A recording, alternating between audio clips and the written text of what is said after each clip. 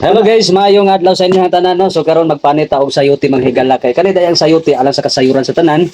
Tambal ni siya sa mga naay high blood katong mga tag-as kay mga dugo so pwede niya nga ipakalma. Unya bawal lang ni siya sa mga anemic kung permintihon kay kusog kay ni siya makapababa sa dugo niya. Unang-una nga matambalan gyud ani mga higala is kani gyud tong kagutom mga higala. Kay once nga makakaon ta mabusog ta, nindot ang dagan sa ato ang pagpangabaho o pag asikay-sikay sa ato ang mga tinadaadlaw nga mga kalihukan.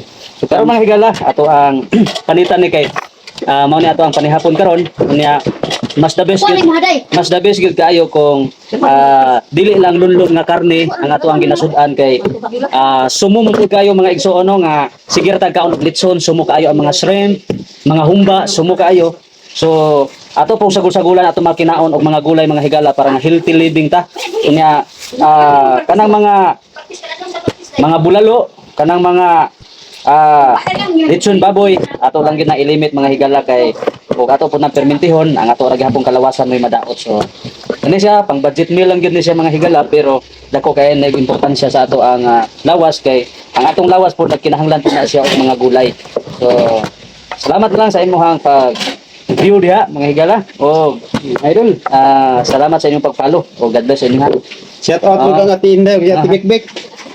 Nagluto ka ron sa kusina. ba so uban ko diay nato karon diri sa kuan ang hippie di kusina si Ate Inday mo na si Ate Inday no pagdihan ko. Alright, so uban ni Ate Bikbik dito sa unahan. So mo na yung mga hippie di kusina mga higala. So once nga wala na sila ga function sa ilahang kuan, lisod kaayo kay mapas mo ta kutoy ka impian dili kramador pa kay ta. Alright, so thank you so much for watching. God bless inyo tanan.